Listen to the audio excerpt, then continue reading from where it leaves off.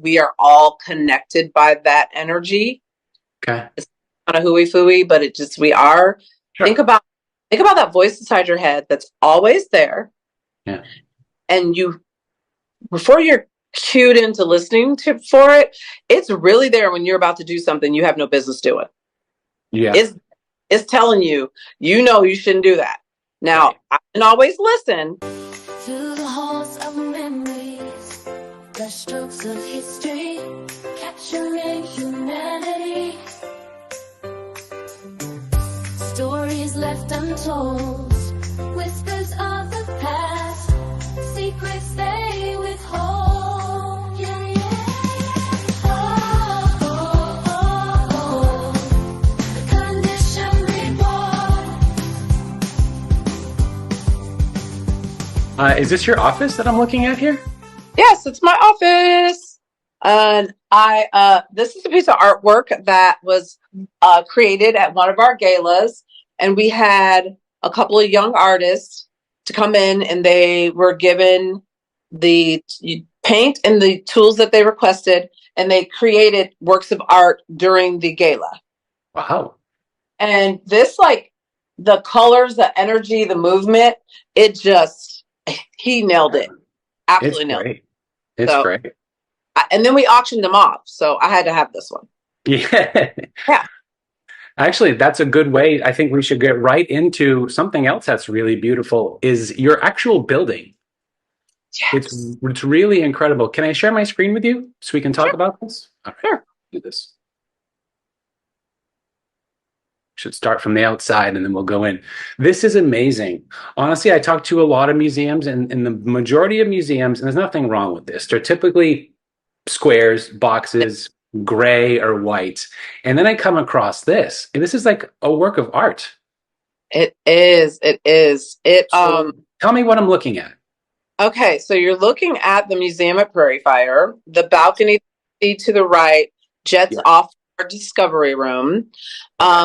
All of the stone that you see was quarried in Kansas. And Wow. if you look up close at any one of those stones, you will see fossils on top of fossils on top of fossils.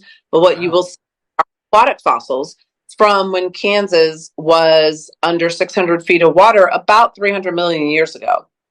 And Wow. then the balance of the building, the beautiful, brilliant glass, that as you pass the museum on any given day, where the sun is shining, where the sun is right overhead, the sun is Yeah. to the west, or it's cloudy day like today, the building will look completely different according to the orientation and the intensity of the sunlight based on the cloud cover. It's amazing. It's not stained glass. No, I was going to ask what is this material? It's actually dichroic glass, which is dichroic panels, which is a NASA 3M developed technology that they use on astronauts' helmets on their shields. So it's worn in space to protect them from flying debris in space, because there's a lot of flying debris in space, Yeah. and to protect them from the sunlight, because it's so intense just to get that a little bit closer when you leave the surface of the earth, that it has to protect them from the sun. And it reflects, it has the most reflection of sunlight of any glass or panels. Wow. It's really amazing. Does it go around the corner to the left of this shot? Does it like go that way? It goes around the corner to the right, and you can see, and it goes across the back of the building. The back of the building is actually more glorious than the front. Really? Is there a photograph of that on your website? Let me see. I mean, because you sold it pretty well. I'm just saying. Let me see. If you Google museum at Prairie Fire, and then you click images, you're going to get about 3 million plus images. And I'll find one. Oh, okay. Hold on. Let me search here. Okay. So Museum Prairie Fire images, a gazillion of them. Which one should I click on? Okay, so the third one over should say Werner Johnson. Third one, not really. Could you look on my screen? Not. Let me see. Oh goodness. I see this one. I see that one. Oh, the fourth one over on the top. Click on that. Make it large. So this one. Yes. Let's click it, see where it goes. See where that goes. That's the back of the museum. Wow. Yes. So it goes That's across amazing. way more of the back of the museum than it does the front. Yeah. Yeah. That's amazing. How long did that take to make? Well, first of all, there was an architect RFP for architects, right, for design. Sure. And the whole first lot were thrown out. They look like museums. Right. This is like a sculpture. Yes, we wanted a work of art that reflected the name, and that really stood out. That really would be an iconic building in Kansas City, which is very hard to do when you're in a southern suburb of Kansas City on the Kansas side. Wow. And all other iconic buildings are in Kansas City proper on the Missouri side. But I think we managed to do it. Yeah. So Yeah. are there doors here, or do people try and open up? Like try and Yes, open the door? there are doors. So you see green, orange, purple predominant from reading from the right. Okay. You see green, orange, purple. Yeah. Right around that purple, there's the back entry doors to the museum. Okay. And then at the very end, where the dichroic glass ends and the stone begins, there's a single door. That's a service door. Okay. Yeah. And yes, we see oftentimes from outside and inside the building, I will randomly see guests go to try to head for another, and I'm like, nope, the doors are. I'd imagine it's probably overwhelming seeing this in person. It is, but it's a curse because so many people that I talk to out in the community are like, oh my gosh, yes, I see it all the time. And I'm like, well, have you been in to visit? And they're like, no. Like, intimidating. They feel like there's a guard at the door who's going to grab you by your ankles and shake you upside down until all the change falls out. Yeah, it's amazing. And we're not like that. We're very welcoming, and it's a whopping $5 to visit our museum. We want it to be as accessible to as many people as possible. Yeah. That's amazing. I also like the story about the stone. You're telling me there's fossils when you look at it. Oh, yes. Lots of fossils. And I can see, like, in my office as I'm looking out of the windows, I can see where the stone just jets out on the side a little bit. And you can see fossils even from the sides in the stone. Wow. Yeah, it's really impressive. I gotta say, it's really great. Yes, I'd love to see it. You should come visit sometime. I've never been to Kansas. You should come, but don't come like when the World Cup of Soccer is here. That's insane. Come at just a random time. When is that happening? That's happening in 2026. June, July of 2026. So we've got a little bit of time. We're really ramping up as a city so that we can be prepared as we can be before they announce the actual teams that we will be host city to. Okay. Wow. Yeah. That's got to be great for you guys. I also saw, and I think it's in your email signature, that you're a Blue Star Museum. Yes. Can you tell us what that is for people that don't know? So Blue Star Museums, it is, let me make sure I have it right, because we are part of a lot of programs. I think Blue Star is the military one. Let me just double check here. Blue Star Museum. Let's see. It's given like a whole dissertation, but it's a National Endowment for the Arts. And so on Armed Forces Day on May 18th through Labor Day in September, and it's weird because it's meant so that you let in active duty military personnel and their families into your museum for free. Yeah. But we do that year round. Wow. So participating in the program was a no-brainer because we were doing it already. But what it does is it makes us way more visible to those families. Yeah, sure. Looking for something to do, they can find us on the website. That's awesome. How did you, I guess, if you guys were already doing that, that's really great. Um, do you think that I don't want to get anyone in trouble here, but I feel like the vets get kind of crapped on. And so to see something like that is really, Mhm. I wish more museums did that. Yes. Yeah. I think that if more people like I watch a lot of documentaries and I read a lot of books. Yeah. And I watch movies that are from real life. I'll go back and read the book, right? I also watch a lot of Sure.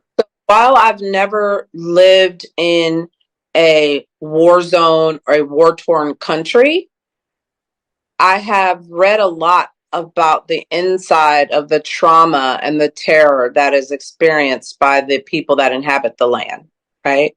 Right.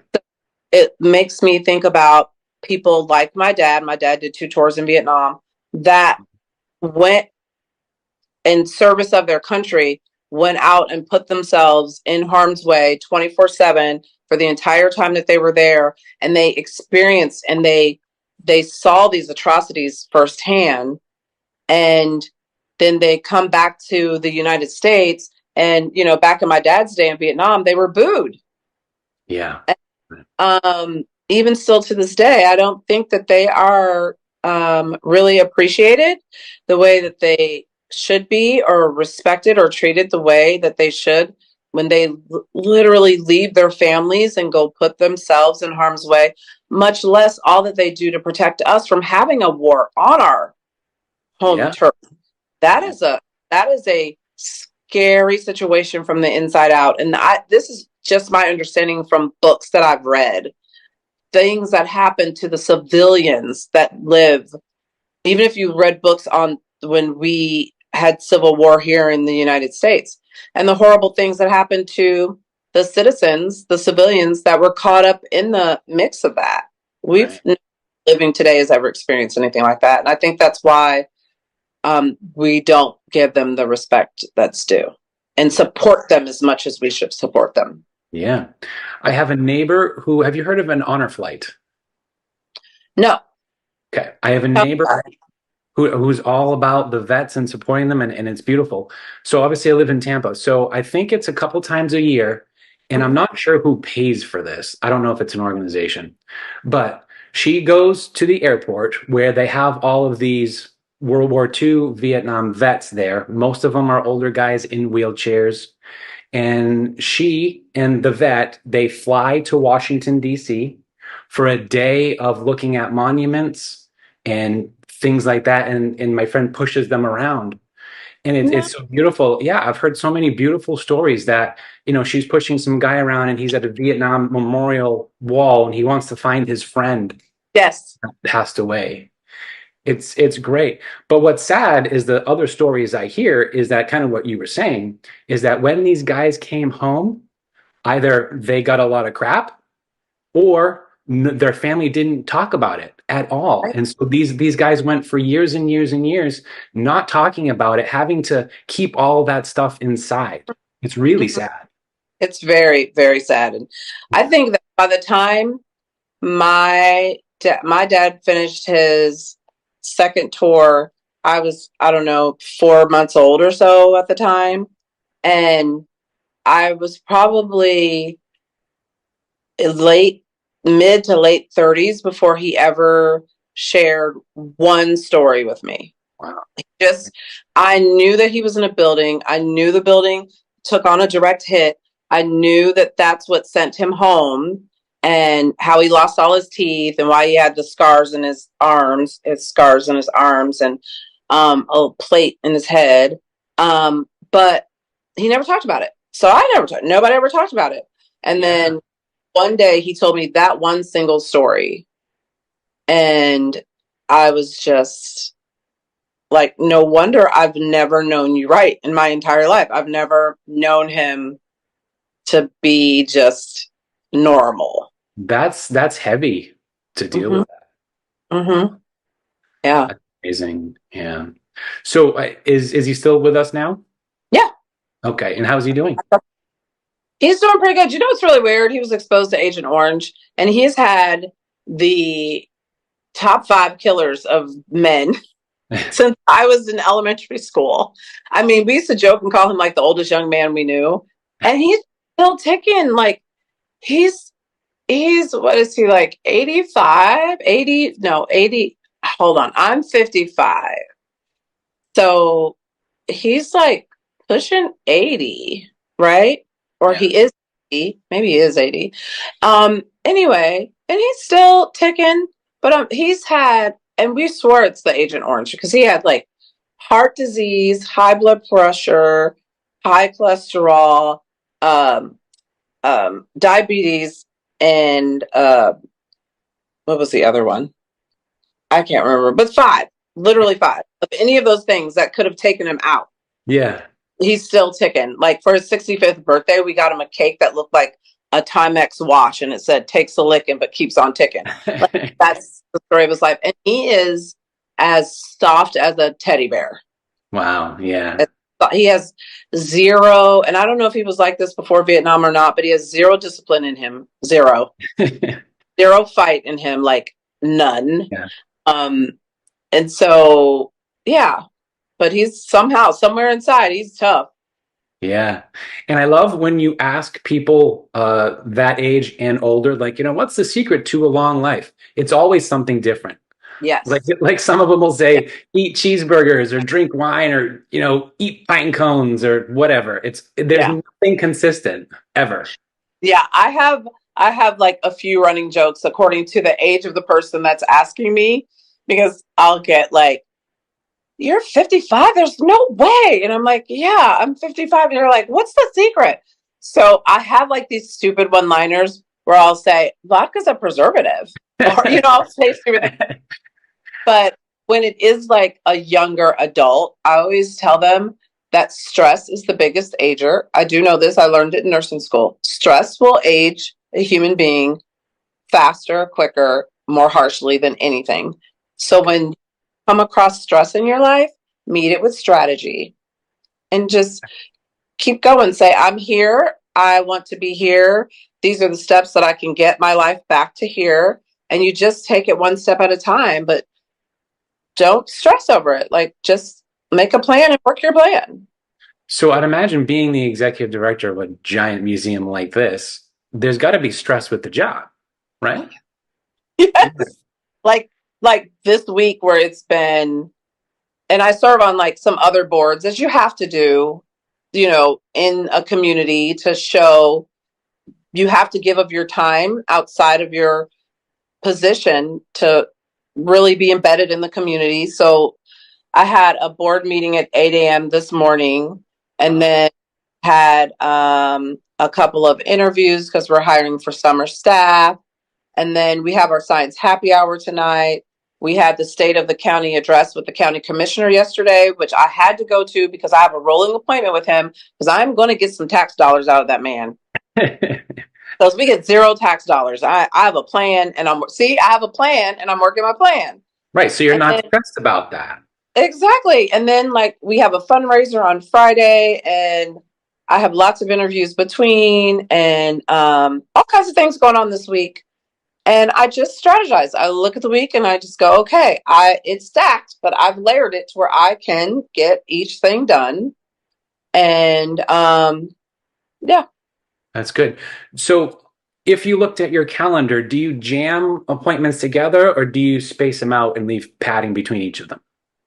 I leave padding in the morning. So a huge thing that helps me to not be stressed is I wake up and I will start working. I'll pull up a laptop, sit up Like in from your bed, house? pop on my glasses, and I just start. Sure. And I respond to the quick and easy emails. I push things forward that I can dole out assignments before I get to work. Blah. I might get into something big or hefty, but most of those I kind of will leave behind and get the little stuff done, right? Yeah. Then I work out, and then I shower and I come to work. And that's like your normal morning routine? Normal morning routine. And then I get to work and I will have appointments or do whatever, answer questions. I try to really be present for the staff when I'm here. Okay. And in order to do that, I have to do that in the mornings so that I can be present for the staff. So that time before lunch, that 10 to noon time, I'm here for the staff. I have a constant at my door. Okay. And then at lunchtime, I'll always take no less than an hour for lunch. If I take less than an hour for lunch, like today, it's because I couldn't help it. I had things I had to get done. But in general, I take no less than an hour for lunch. Okay. And in the afternoon, I can drill down on things like grants, and because I also write the grants for the museum. Wow. Okay. So I can drill down on bigger things like that when I have to deal with stuff with the accountant, just stuff, bigger stuff. Then I'll do that in the afternoon of the day. And if it's kind of a heavy lifting time, say end of the year, and I'm really working on end of the year donations, end of the year giving, that's a big time for museums. Yeah. Then, which is great because it's during football season. My husband is a sports fanatic with all capital letters.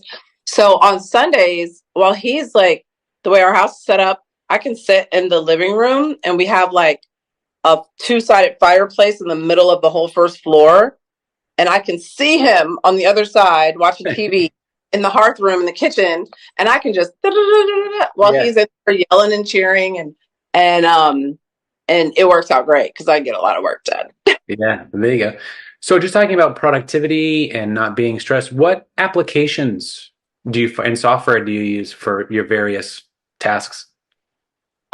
We use Notion. Okay. We use Notion for organizing fundraisers. We're rebuilding our website right now. We are, the big projects going on is we are the new home of the National College Baseball Hall of Fame. So that's going to our main exhibition hall, which is a beautiful thing because they are paying us rent.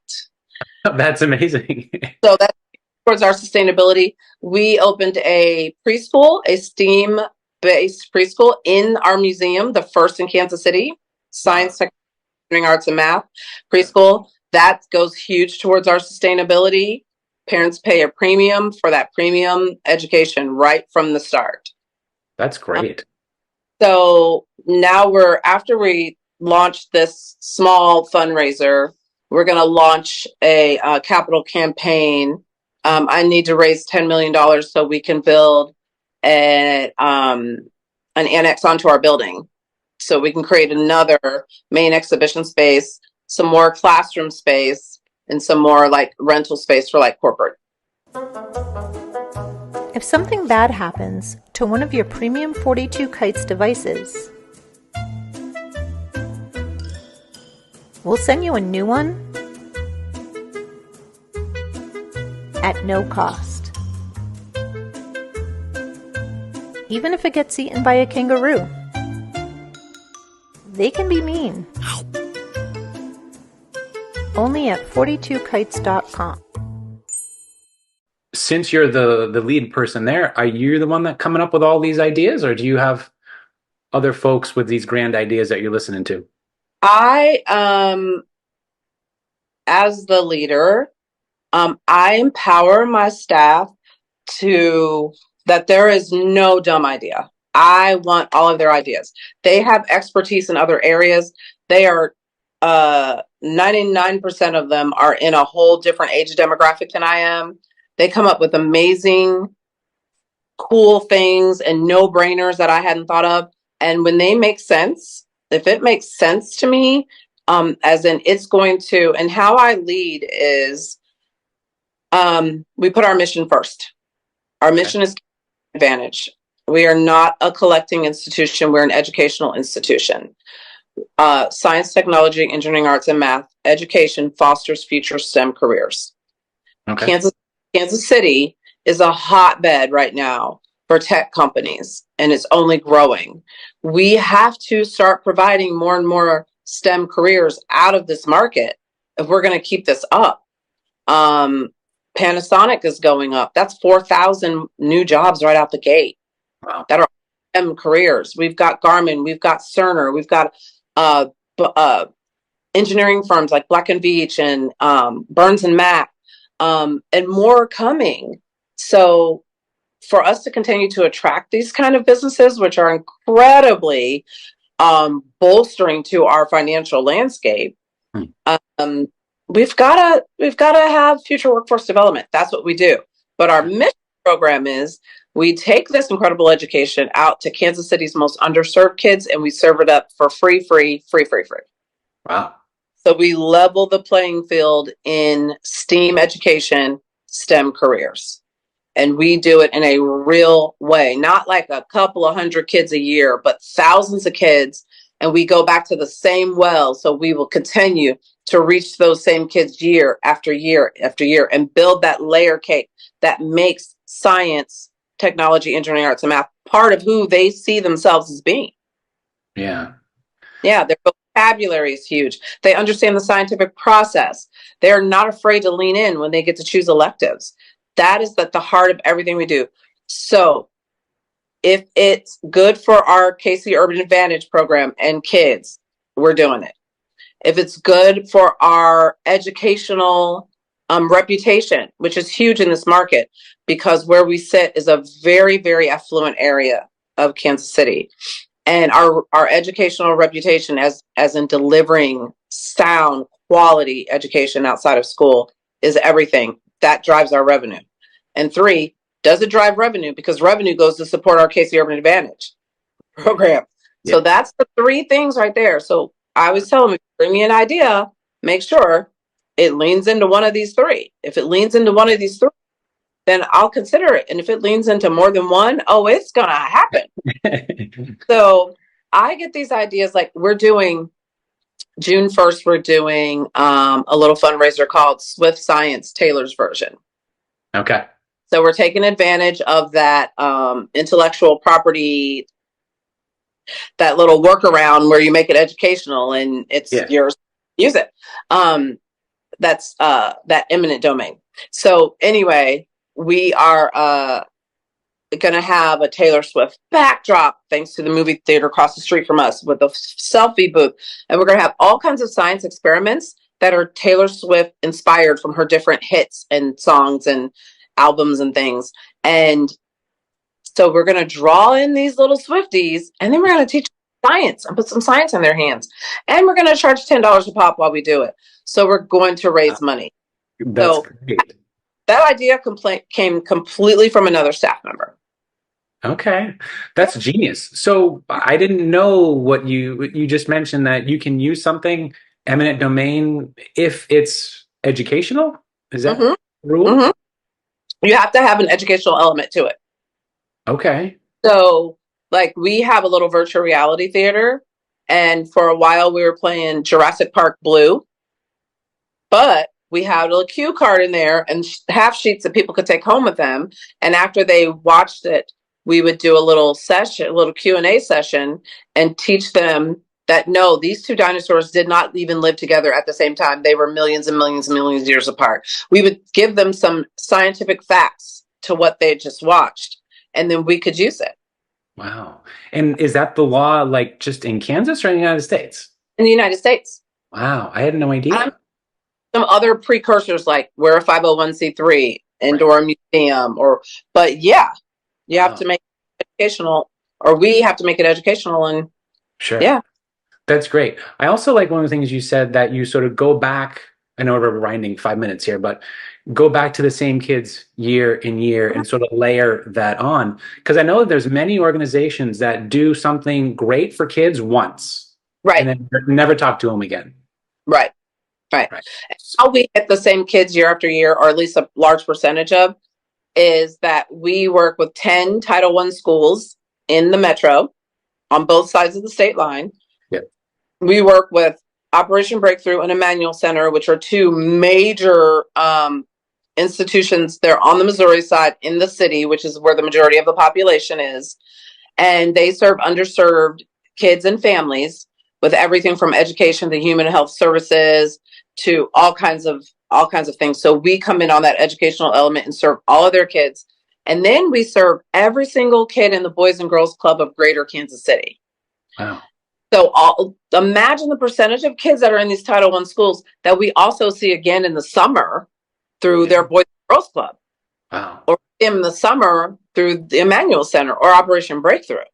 So we not that we layer it, we go school year to summer to school year to summer. So that we really there's a certain group in there that we really, really get to impact. That's great. So obviously, your museum is very much entrenched with a lot of other organizations in the area. Do you think that's part of why your museum is so successful? 100%. Okay. Yes. Collaboration is key. You can't, being a museum that's only 10 years old, we're 10 years old this year, being a museum that's 10 years old, that's an infant as a museum goes, right? Sure, yeah. You simply cannot, and we are 100% privately funded. Okay. We could not survive if we did not collaborate with other institutions like World War I Museum, like the Kansas City Zoo, Overland Park Arboretum, institutions that have been around for north of 30 years, Deanna Rose Farmstead, because they originally, they lended to our brand and lended to our, they accredited us by partnering with us. Sure. And then we've built up our own reputation, and now we have institutions coming to us wanting to partner with us because they want to be associated with our brand. As it relates to education, our brand is excellence in this market. Yeah, that's so smart. So yeah, so just to recap here for other museums that might watch this. So you have your museum, but then you reach out to other cultural organizations in the area and develop partnerships. Yes. And work with them. And those partnerships consist of, most museums, they have like, reciprocal things where, if you're a member here, you can get $2 off there. You can come in free on Thursdays or whatever, right? Sure. Ours goes quite a bit deeper. So our partnerships primarily serve our Casey Urban Advantage, our mission program kids. So our partnerships allow us to bring kids to World War I Museum for their field trip, because we provide field trips for these kiddos. And in those field trips, we provide the bus, the tickets in, lunch, and a pass for our entire family to go back to that institution. So when we partner with other institutions, it's a deep dive partnership that we're not just saying, hey, can we bring some kids over for a field trip? And then our field trips are all linked to the next gen standards that teachers are required to teach the kids in school anyway. So we find out, where are you in your curriculum? Oh, okay. So we're going to lean into our wetlands and our eco-friendly engineering and because that's where you guys are. You're learning about aquifers and water filtration. So we lean what it is the teachers are currently teaching in class anyway. So it's a little bit of lifting, right? But it's very, very worth it.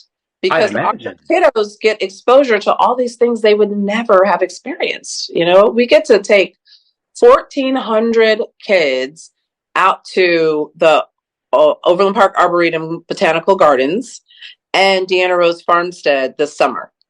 They will get to milk baby goats and go fishing and go on a hay ride, and they'll learn all about pollinators and plants that attract pollinators, and they'll get to make seed bombs and take them home and put them in the dirt where they live and grow some things that attract pollinators.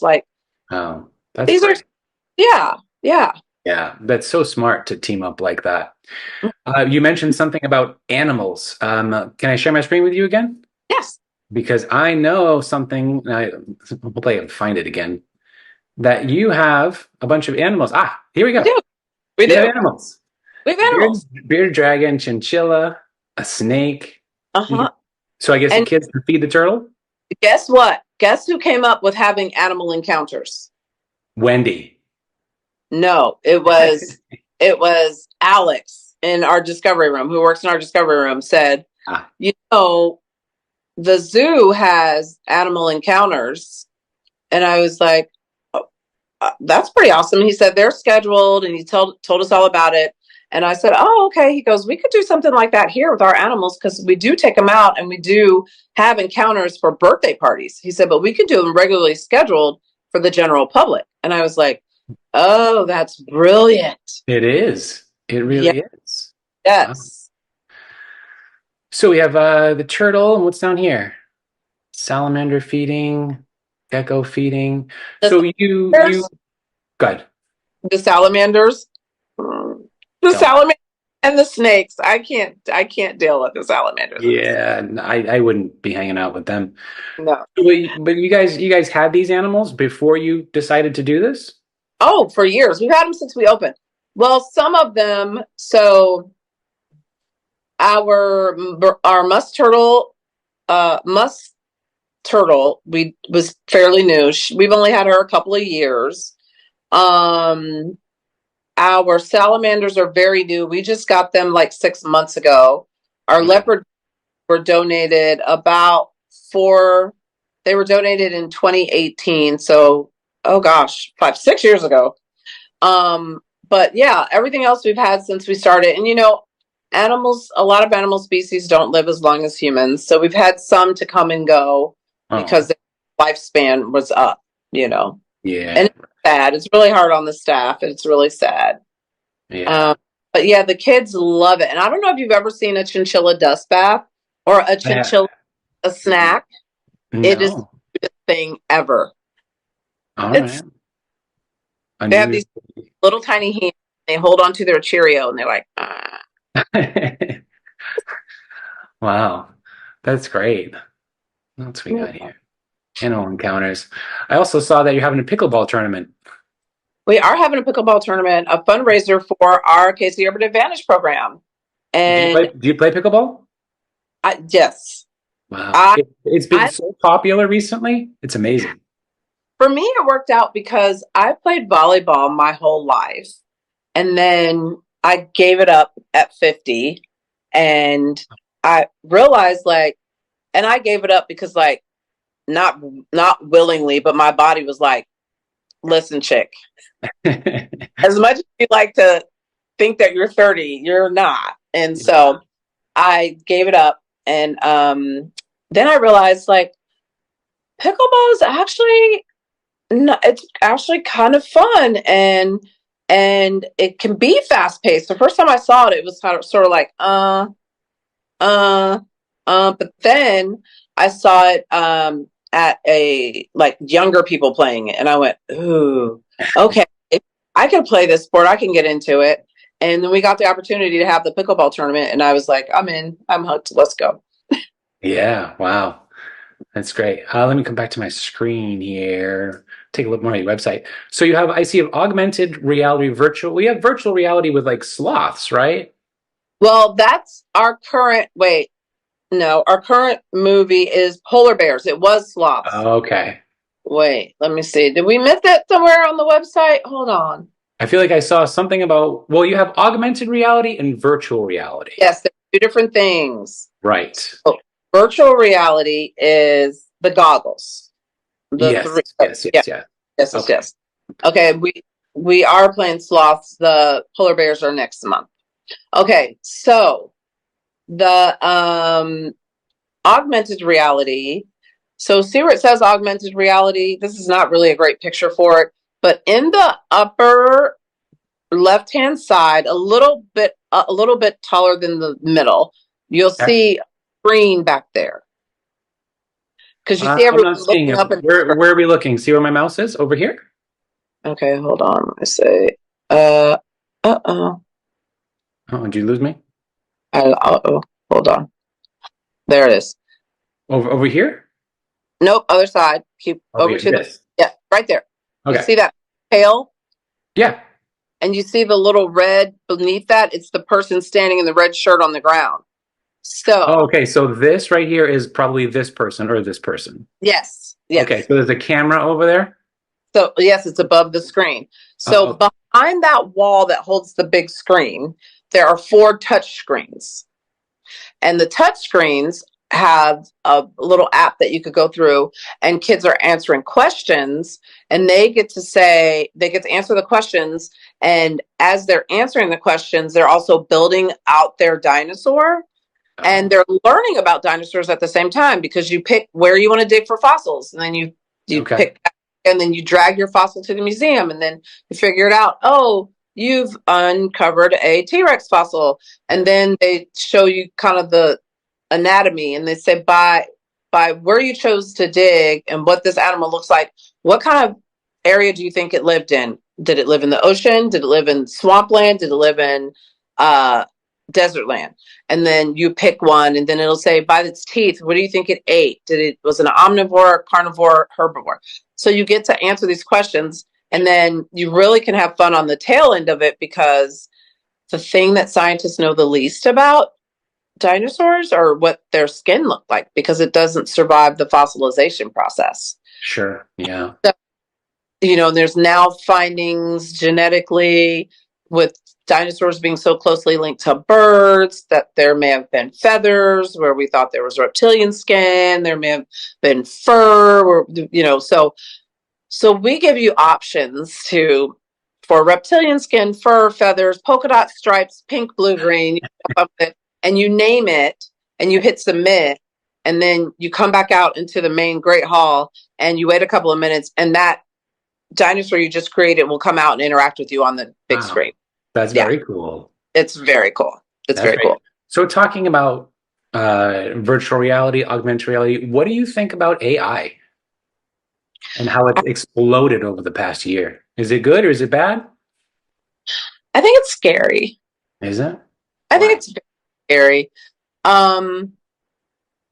There have been so many cautionary tales, and there's so many ways that it can go wrong. And if you just look at, we're like already at this point, there's been, which one had to be shut down because it was learning too quickly and it was creating it was giving answers from ghost memories that weren't true, that weren't factual, and they had to shut it down.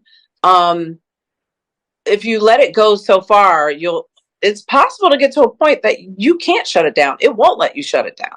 Yeah. Think about how dependent we are on tech. Oh, yeah. Right. How 100% dependent we are on technology. Yeah. And on one hand, if it doesn't go rogue and take us all out, look at Wall-E and where we as a species could go when we become fully dependent on tech doing everything for us. Right. Yeah. Like, I know people kind of laugh at that, like, haha, that's just the movies. No, it's a cautionary tale. It's kind of like, have you seen the trailer for that movie Civil War? Yes. That is very scary. That is a cautionary tale. If we don't get our sugar honey iced tea together and come united as a country, come together, that could be a very real reality for us. Yeah. Yeah. It's gotten bad recently. Yes. And people think it couldn't happen. Guess what? January 6th happened. Yeah. It could happen. And I hope that people see it for what it is. But it's scary. Do you use AI in any of your work? I have fought against using AI on one end, but I use it heavily on the other. So on the end that I use it heavily, or heavily for me, like I'll use it with any kind of whatever, is to just ask it questions. I'll ask questions, right?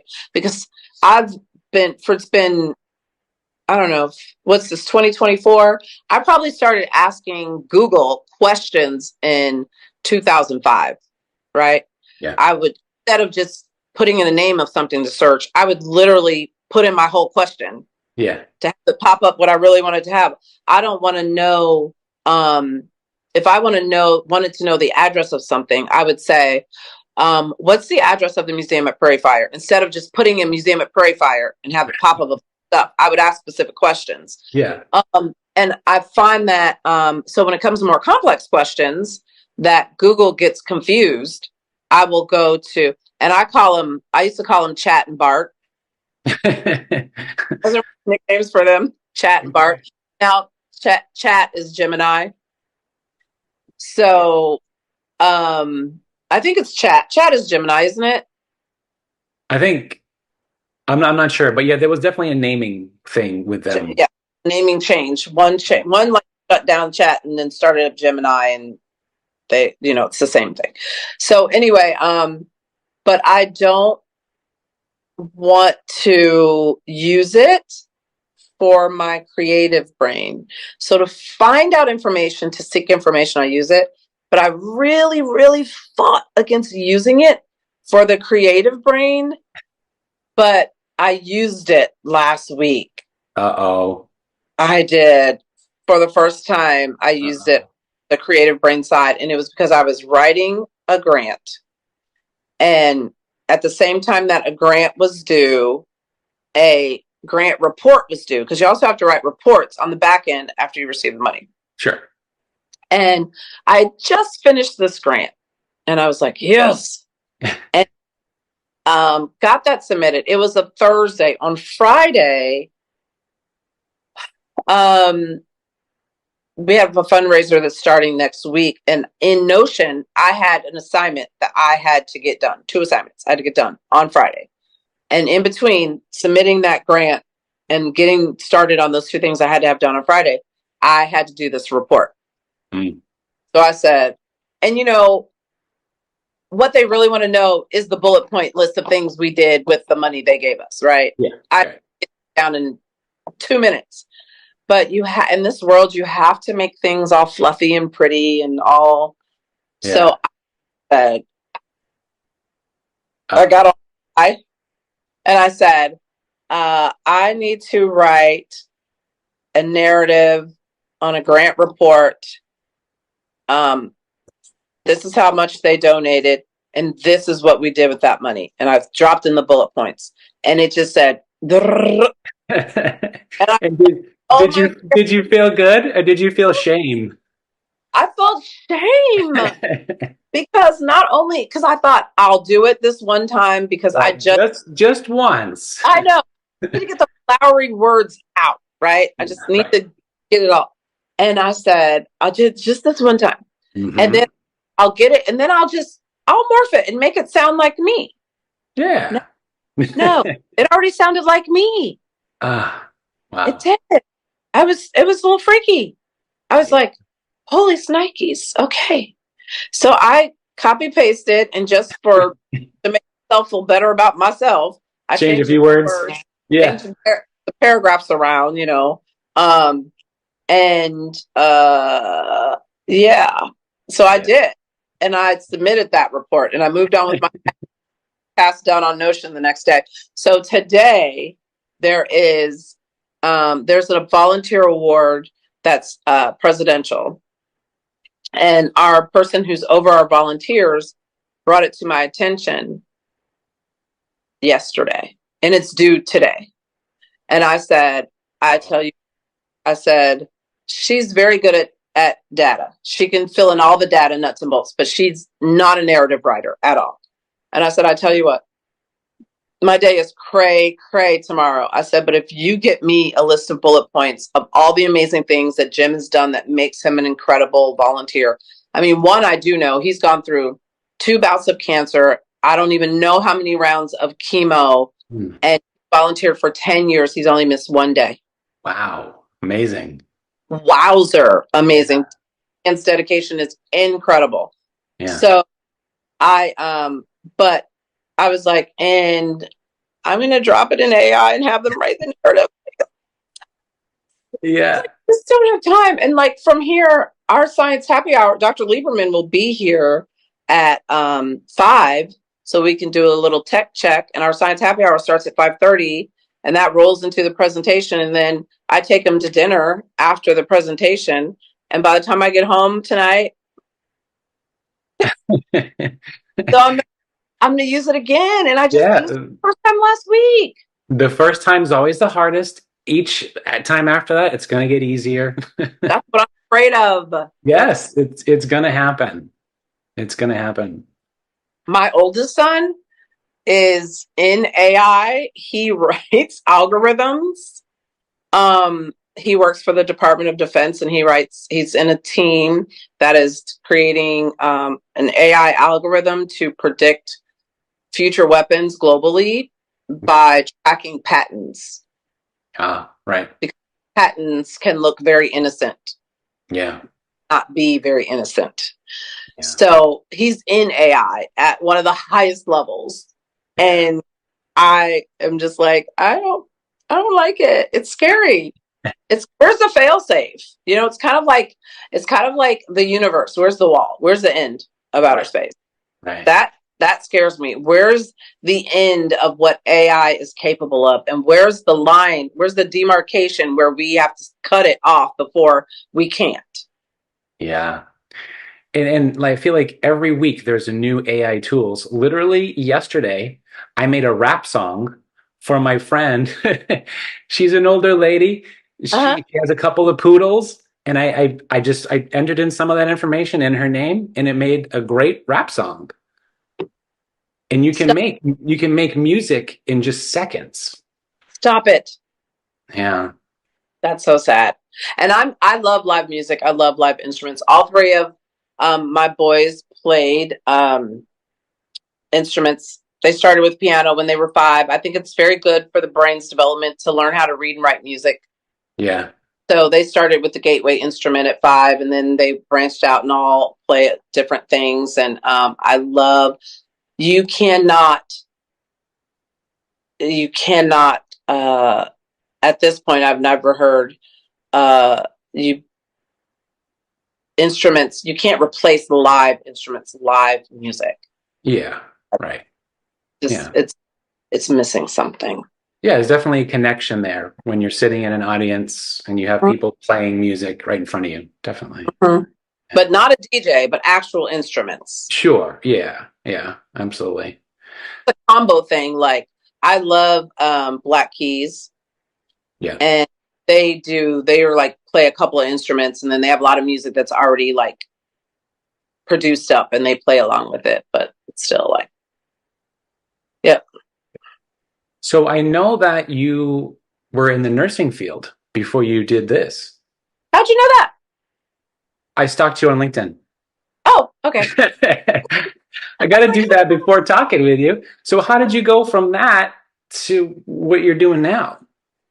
Well, by having faith. Okay. Faith in what? In yourself? Faith, no, faith in just like that higher power, that voice in my head, that voice Sure. that I call God, Allah, the universe, whatever. Yeah. That thing that I feel like Avatar got it really right, that we are all connected by that energy. Okay. It's kind of hooey fooey, but it just, we are. Sure. Think about that voice inside your head that's always there. Yeah. And you, before you're cued into listening to for it, it's really there when you're about to do something you have no business doing. Yeah. It's telling you, you shouldn't do that. Now, Right. I didn't always listen, but I always heard that voice, and that voice was never wrong. But then the more I started to listen to that voice and or at least acknowledge it, the more strongly I heard it. And I heard it when it was telling me to do positive things, not don't do this bad thing, but to do this. So back it up, nursing. Graduated from nursing school in 1990. Yeah. Worked 5 years in the ER, 4 years in the NICU. HMOs had a stronghold on the healthcare system then. It was very dangerous to be a patient in the United States in the 90s, and I saw a lot of tragedies. And subsequently, I was just like, I don't feel good about what I'm doing anymore, and I have to feel good about what I'm doing for a living. Like, I came into this to help people. Right. And so I decided, I worked in the NICU. We had completely unsafe patient levels. I was complaining to the physicians, complaining to administration. They were basically like, you go shut up and stay in your lane, you little registered nurse, you. Yeah. We ended up with a patient that patients in the NICU, like level 1, level 2, level 3, there are certain germs that babies, humans just have on their skin that if a level 3 baby comes in contact with it, it could kill them. Yeah. Right? Sure. And if you have an unsafe patient load because you have too many babies on different levels, you could easily cross-contaminate. Right. It happened, and it had happened before, and I was just sick of it. And someone happened to call the NICU on the wrong day, and I left nursing and said, I'm just going to try advertising sales. I'm going to try it because every rep that has ever come through the hospital, when I was in the ER, when I was in the NICU, said, why aren't you selling something? You should be selling something. Yeah. Why? I was like, because I'm a nurse. And So I just tried it. And my first year in advertising sales, having no idea what I was doing, I made as much money as I did in my 9th year of critical care nursing. Wow, that's As great. within $1,000, working about, I don't know, a 4 or 5 hour workday, very easy peasy, 2 hour lunches, just Yeah, chatting up people, talking to people, being honest with people about what I felt would help their business. yeah, I just said, this is insane. I would never go back to nursing, but just in case it doesn't work out, I'm going to keep my license. So I kept my license up for 4 years, never went back, yeah. stayed advertising for 22 years. Wow. Somewhere along the line, maybe year 5, 6, 7, I felt like I was missing my calling, as in, I feel like that I was put on this earth to help people. Yeah, And I was helping rich corporations get richer, and I was helping people look like rock stars within their corporate organizations, but like I wasn't really helping people. And then I realized, oh, I can find some direct clients that own their own business that have goals, life goals. I can help them meet those life goals by marketing their businesses properly and growing their businesses. okay. It and it worked, and it was great. And I So got wait, so that. you worked at a company and then you went out on your own? Is that what it was? Okay, Mhm. nice. And it was great. And I was able to help people, like Yeah. really help people. And then fast forward, Prairie Fire became one of my accounts. Okay. And at this point, I had given up the side business and was just working for the corporate entity, and was kind of feeling underappreciated, and like I knew this, I wasn't long for that industry. Yeah. And so Fred and Candy Merrill, who are the founding developers of all of Prairie Fire, including the museum, I had worked with, they were a client of mine for 5 years. And then they approached me about coming to work here at the museum. And I was like, have you met me? No, I'm loud, opinionated.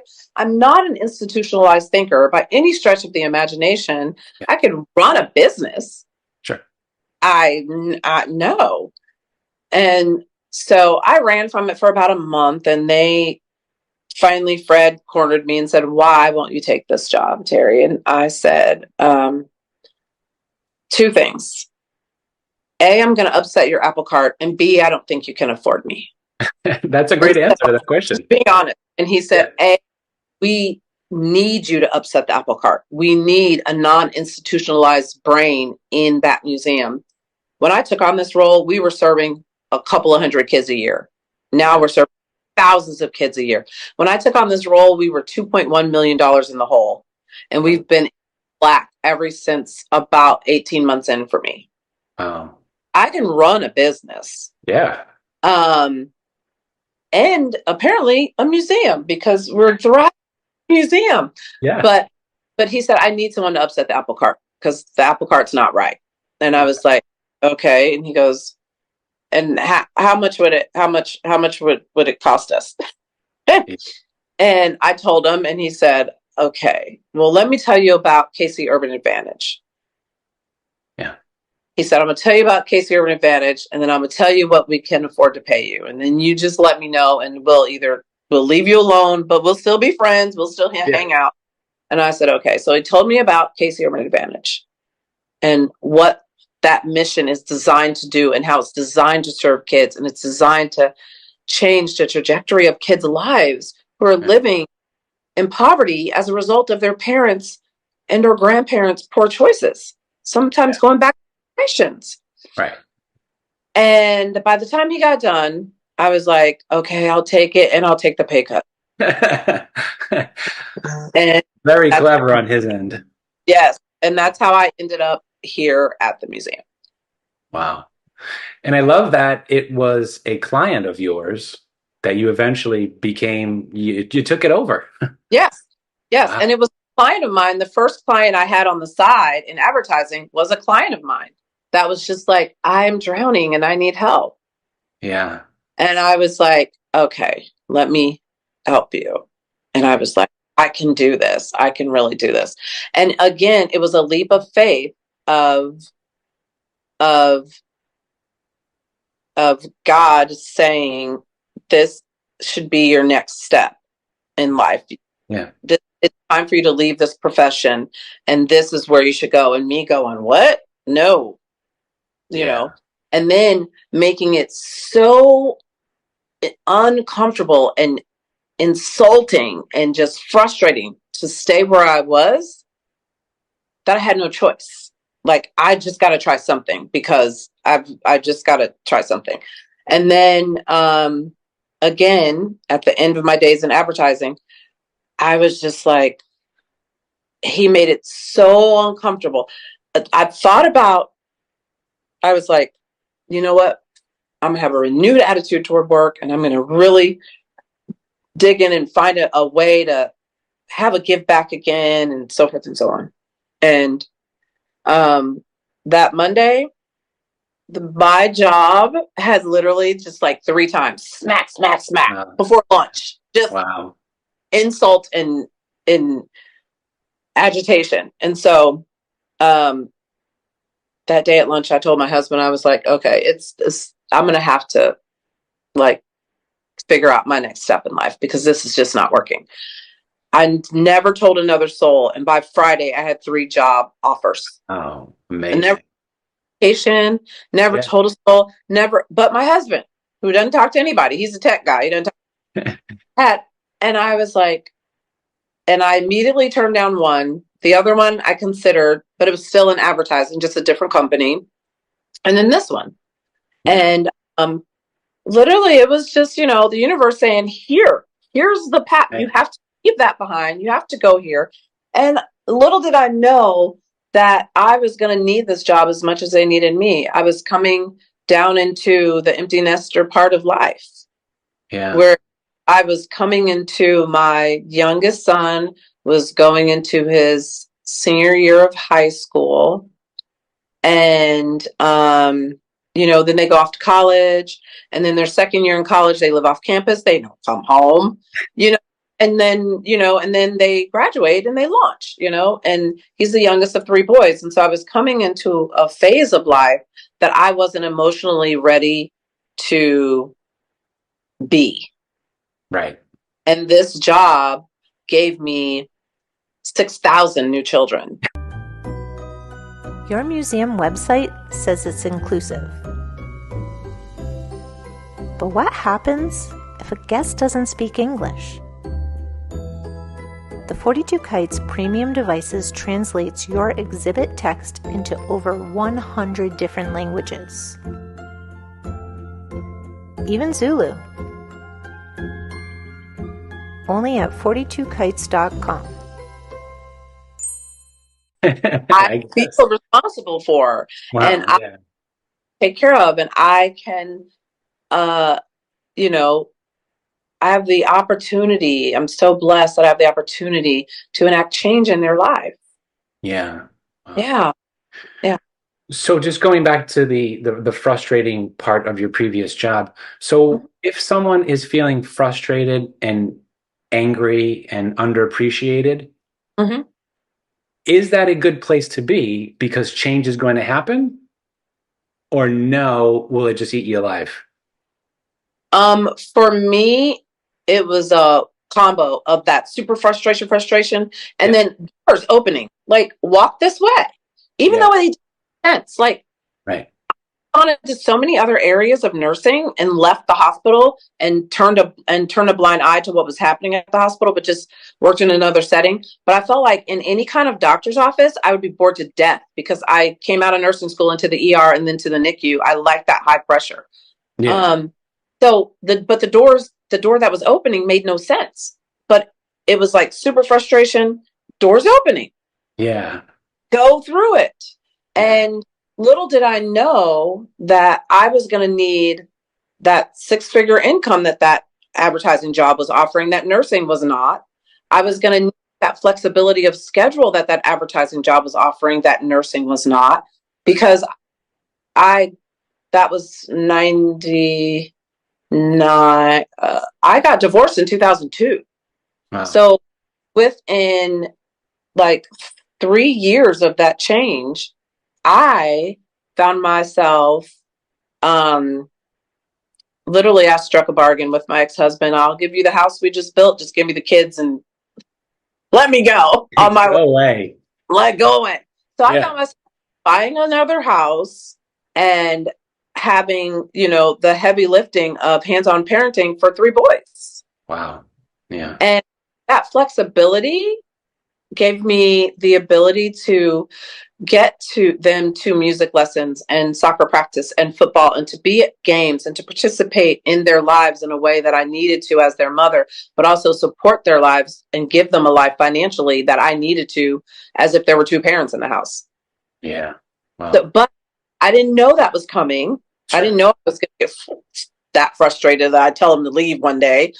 But literally, God, Allah, the universe said, open the door, and was nudging me with frustration to go through it. And the same thing happened here. Opened the door, it was just pushing me through it. That's great. What I needed before I even knew I needed it. Wow. That's amazing. Yeah. And I don't know why the universe is so good to me, but I don't ask. Right. Just keep it coming. Yes. Yeah. That's great, because I feel like some people, when life gets hard and frustrating, they turn bitter and they stop looking for alternatives. Mm-hmm. And they shrink within themselves. Yeah. And that's unfortunate. Well, I'll tell you a brief, quick story about how I entered this world. Sure. So my mom and dad were married. They had 2 girls that were 5 and 6, and my mom was pregnant with me. And this is not my dad. My dad, who went to Vietnam, is technically my stepfather. Okay. Okay, so my biological father, this was him. Yeah. And so my mom was 3 months pregnant with me. She found out he was cheating on her, left her, and she was about to go through this divorce. And her sisters all said, she had 7 sisters. Wow. They were like, you need to terminate this pregnancy. You do not need to have another child with this man who's already living with another woman. And you're going to have to, if you get lucky in this divorce, you'll get the business, you'll get the house, but you got to run it. You're going to run it with a baby. Like, they really tried to convince her to terminate. And she just said, no, I can do this. I can do it. And she did it, and she did it by herself. There was no baby shower. There was no visitors at the hospital. She went into that hospital alone. She had me. She went back home to the home and the business that she won in the divorce, and went back to work the next day. And my one aunt, who's younger than her, was our babysitter. Okay. And literally, so I was formed at a time of great sadness and stress and turmoil in mom's life, and didn't come into a world of like, right. But for some reason, I have an incredible amount of serotonin. I'm exceptionally optimistic, and I see the good, and I seek out the good in everyone and everything. Right. And fast forward and through my life, it has not been, I've had other very big traumatic turmoil things happen in my life with my mother, and with ex-husbands, cheating and hitting and things. And I don't know. I have an incredible amount of serotonin. And as long as I can look forward and see that I have choices and opportunities, and I can choose to be happy, I choose to lean into the fact that I raised 3 incredible young men that have very happy, productive lives. Yeah. Who cares about the things that happened that got them there? They're there. Right. Who cares that the ex-husband stepped back? You know what that allowed me to do? Allowed me to take more of the credit. Yeah. And I'd imagine that forced you to become stronger. Absolutely. 100%. Right. Anything. When I was 45, I ran a 12-mile, 24-obstacle Tough Mudder. Wow. And I remember thinking throughout the training and throughout that day, I just remember thinking, I can get through this. I got through blah, blah, blah. I got through, but I can get. Yeah. That's great. Yeah. So knowing these phases of what you've been through, what's next for you? Where do you see yourself going?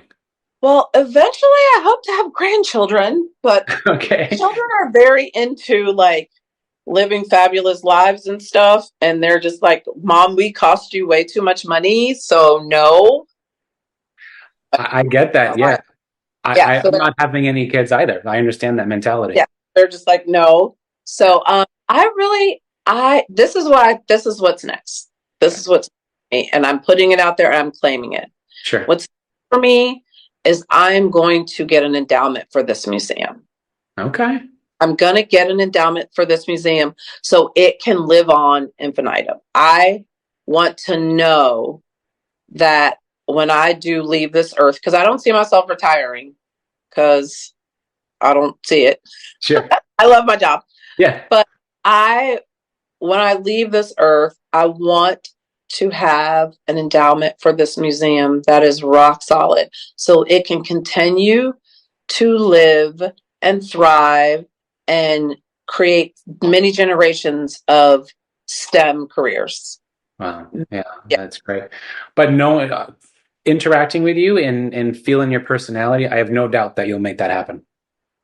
I feel like I just know it's going to. You know why? Why? Because if you don't give up, I what's agree. the alternative? If you just never give up. So is that another secret? Just never, never, never give up? Oh yeah. Yeah. 100%. Yeah.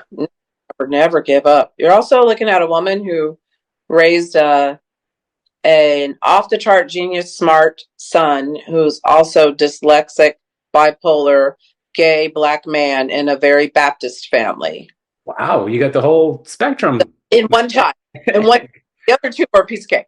Yeah. But Wow. you just don't give up. And I just never gave up. I never gave up. And he is a happy, productive citizen to this day because I don't give up. Yeah, and I'd imagine you instilled a lot of your values into your kids. Oh yeah. Yeah. Oh yeah. Good. Yeah. And it started when they were little, like, oh, you can try any sport you want. First of all, there's 3 of you, 1 of me. So sports, you get 1 sport and 1 music lesson at a time. Okay. Yeah. One at a time. You can try any sport you want to try. And I don't care how much you don't like it. You cannot drop out before the season's over. You have to finish the season. Whatever Yeah. you start, you have to finish that commitment. And then you never have to play that sport again. But we're not quitters in this family. That's great advice. Yeah. Yeah. Yeah. That was it. And they knew if they started it, they had to see that season through. Wow, that's great. So I've started this endowment. Yeah, and like everything else, right? It starts up here first, Yes. and then it materializes in front of you. Mm-hmm.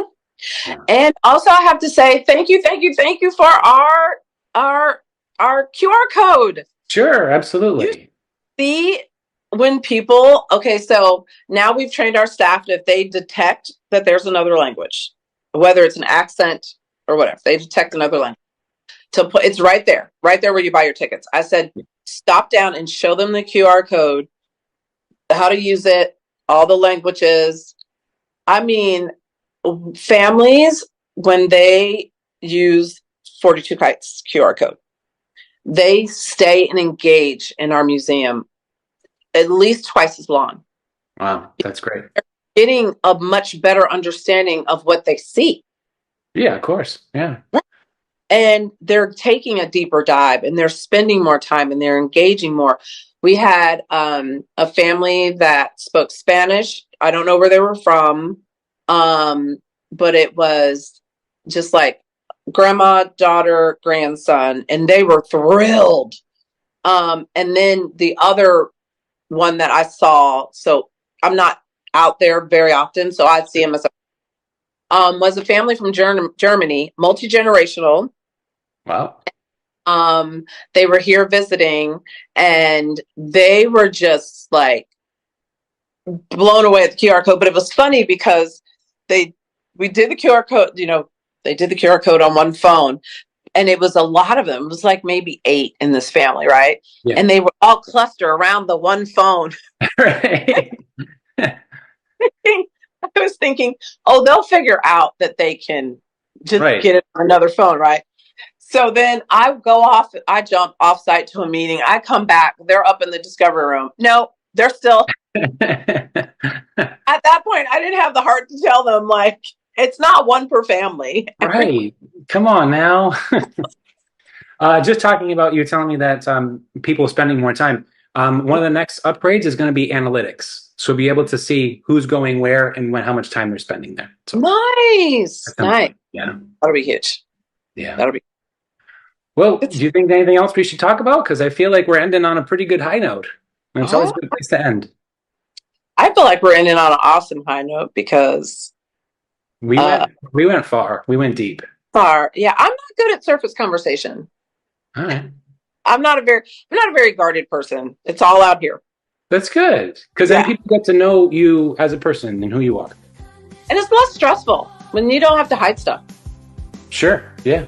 And if you ever come to Kansas City and you do not contact me, there's going to be problems. Okay. Okay. All right. Nice talking to you. Enjoy the rest of your day. You as well. Thank you. Scenes from the next episode river across of the Condition river from Report. Canada, because they were worried that Canada was going to attack the United States. And so it's interesting. There's lots of things going on. You need a strong vision. You need a capacity to work with others, play well with others. I think it's important that museums acknowledge they're not neutral.